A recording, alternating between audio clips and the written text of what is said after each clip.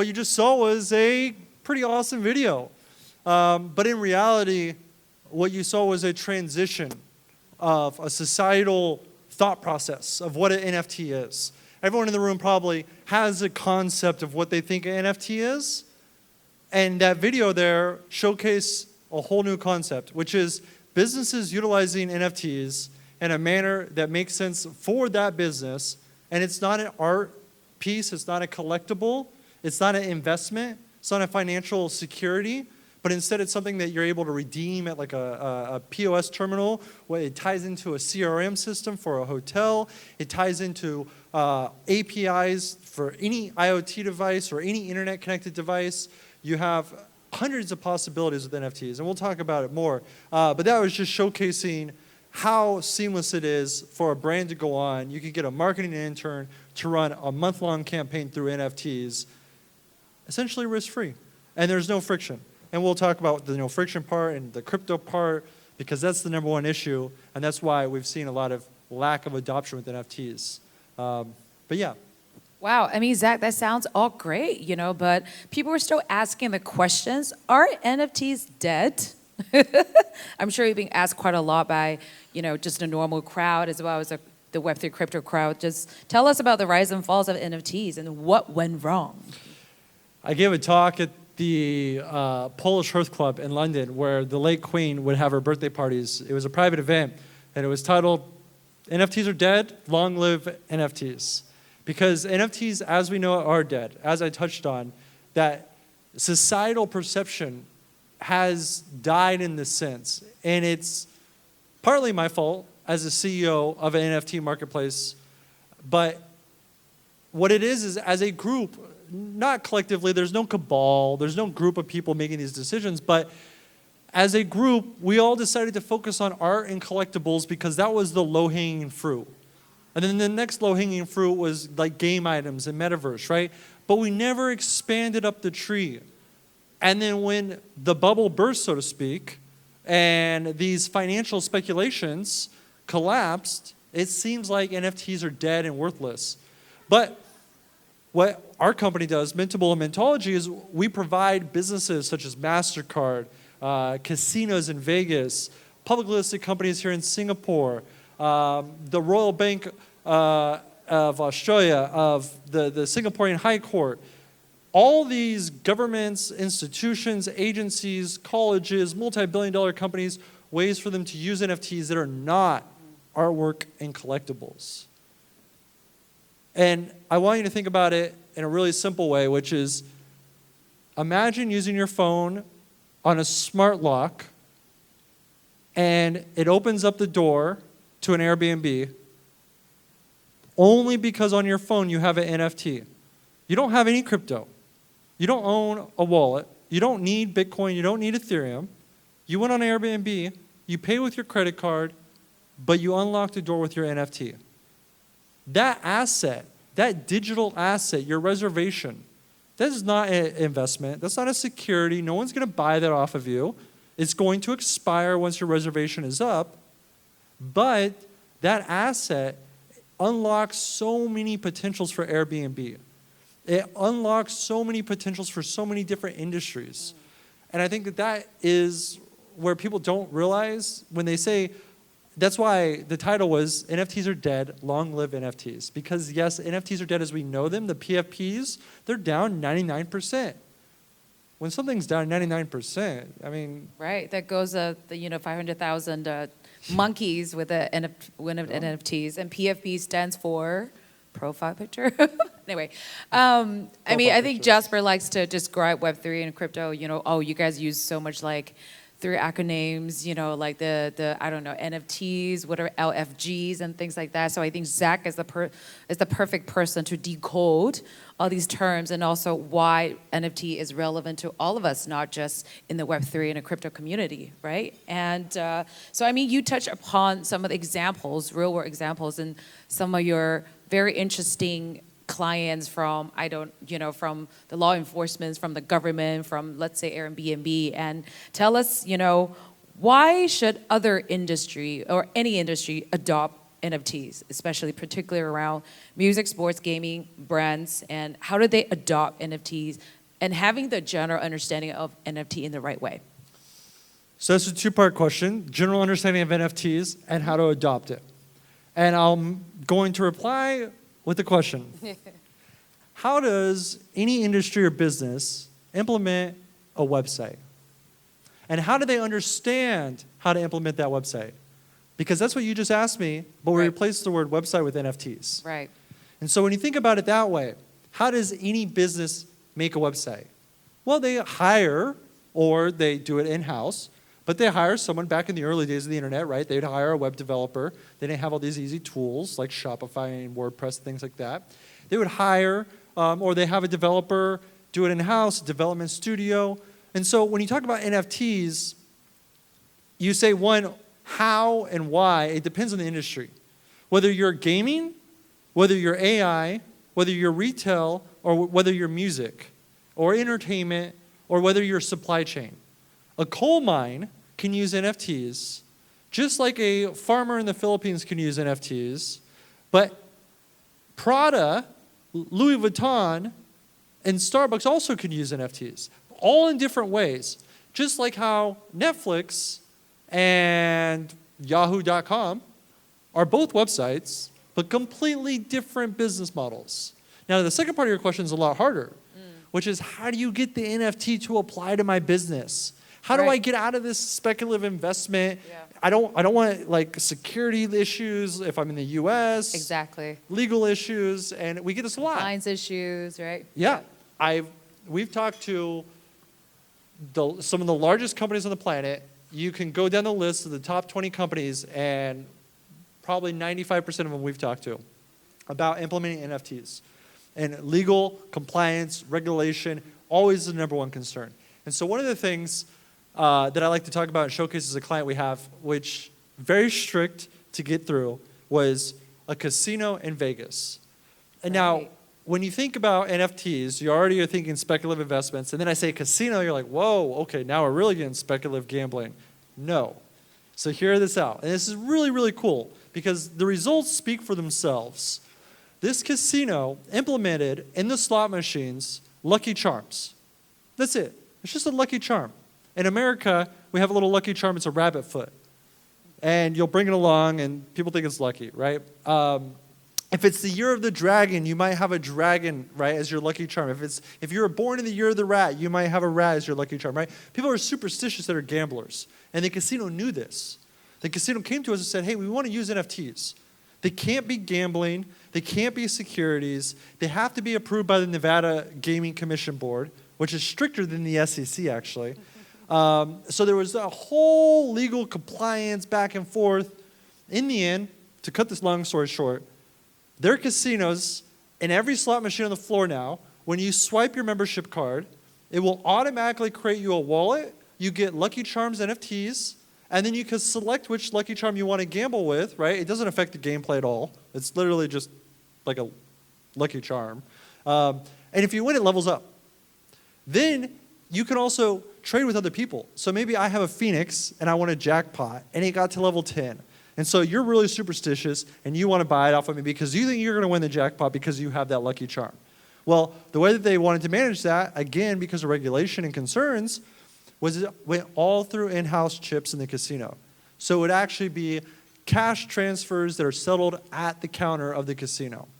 And so the end results was after 6 months, 50 to 70-year-old people. That was the demographic. That was their main demographic of their high rollers, right?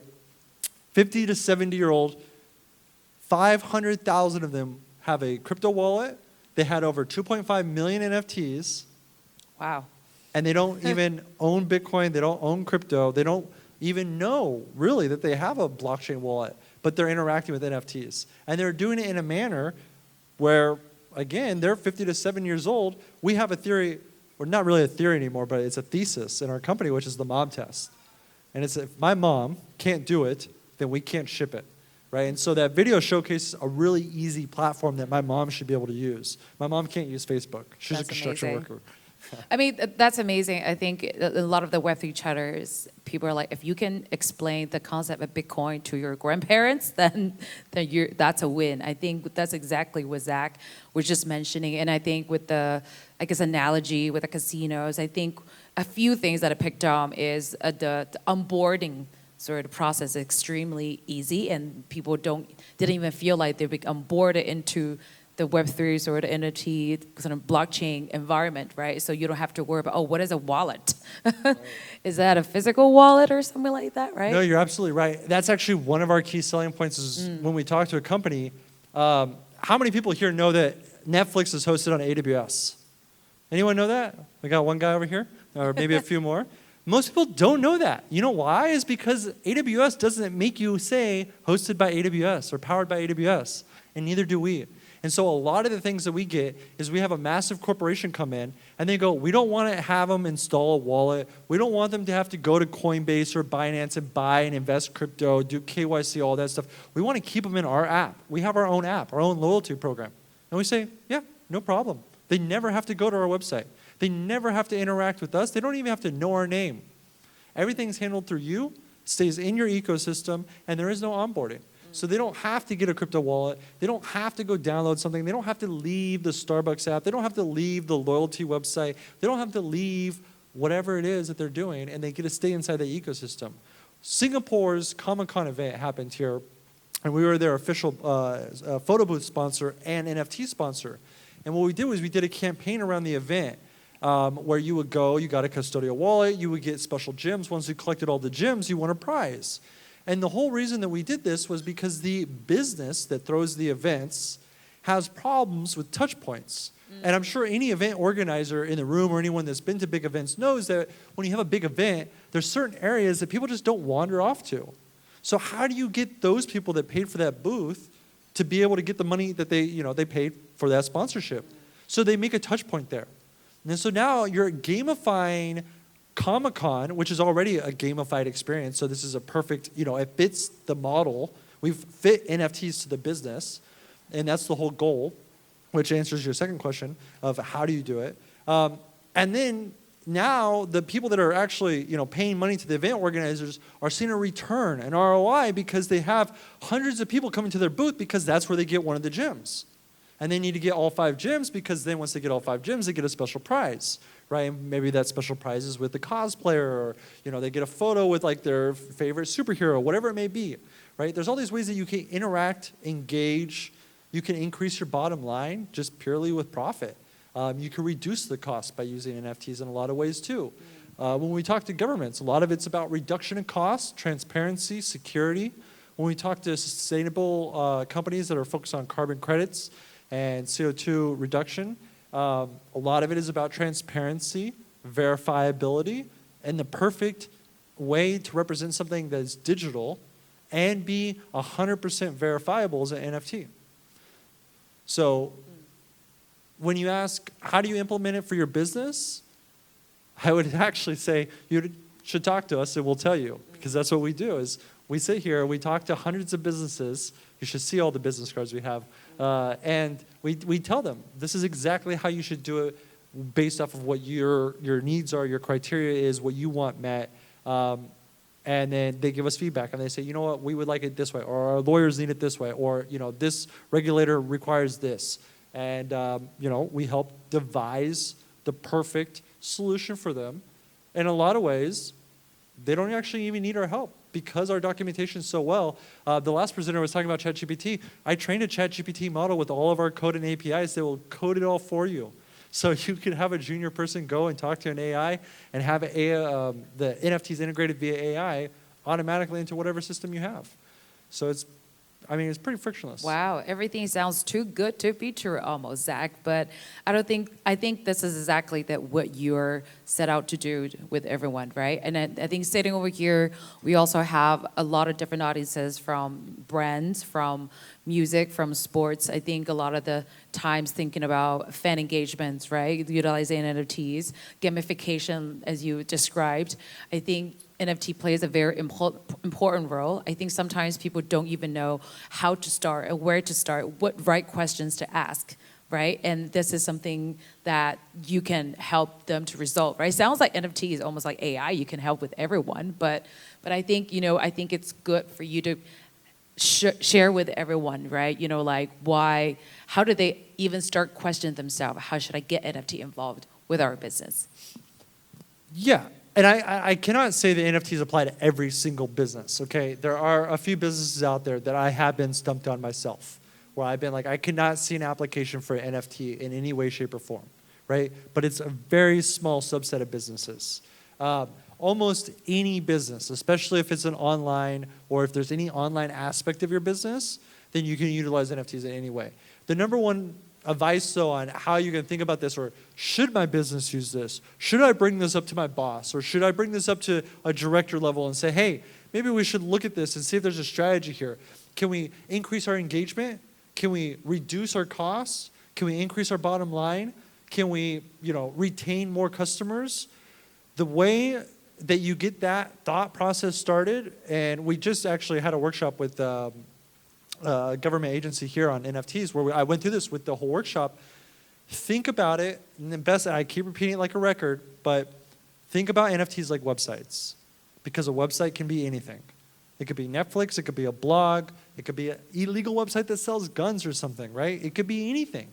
And if you have your mind open to think about an NFT as just being anything that's digital on the blockchain, then you can start seeing how a coal mine can use NFTs. I'll tell you how a coal mine from Mongolia can use NFTs, because $2 billion gets stolen on the transit to the UK every time that they do a shipment. And that $2 billion comes from every customs that they have to go through. They get stopped, there's bribes and all that stuff, right? So how do you stop that? Simple. Transparency of a supply chain through a distributed ledger, and there's no cost to mint these NFTs. And that's something actually we didn't talk about, which is our claim to fame of gasless minting. I don't have the gasless shirt on today, sorry guys. We invented this technology that we're the only company on the planet that has, where on Ethereum, you can make an NFT with no cost at all. It was an idea that I came up with. Random idea, never thought it would work. I actually didn't even want to release it. I thought it was going to be like full of spam on our marketplace, and so I held on to it for a while. We released it, and it was the worst decision of my life. Like, I was wrong, but I was right, because they turned Mintable into something enormous, and it enables what Mintology does. So right now, if you go to any competitor and wanted to mint an NFT on Ethereum, you're going to pay anywhere from $1 to $100 for one NFT to be minted to a wallet. But right now, I can send every person in this room 1 million NFTs on Ethereum for $0, and you can immediately do with it whatever you want. It works everywhere, on every website, on every wallet. There's no strings attached. It's our proprietary technology that we created, and we're the only one that has that. And that's why our casino example was able to make 2.5 million NFTs for people that don't have crypto, and it wasn't monetized. They didn't sell the NFTs. They gave them away for free. But it increased the engagement, increased the time on the machine, and increased the time on the floor and the money spent. And overall, it increased the business. And that client comes back to us again, and they're like, hey, let's renew our contract, right? If they're going to renew their contract, that means we're doing something right. And it applies to almost any business. So think about it that way. Think about if your website was an NFT. If you have any kind of digital aspect of your business, there's a way that an NFT could represent that in some way. They could either save you money on your existing systems. They could either provide you transparency and a security level, or engagement through customers, retention, bottom line revenue. It's almost endless in terms of your potential. It just depends on the industry, the vertical, and your demographic. Wow, thank you so much. Zach, you're able to kind of mentioning this whole session without mentioning any other 3 acronyms other than NFTs and not using any jargons. I absolutely love it. We're running out of time, but if anybody would like to speak to Zach about NFTs around how it can be utilized to your business, make sure you hit him up. Thank you so much, Zach. Thank you.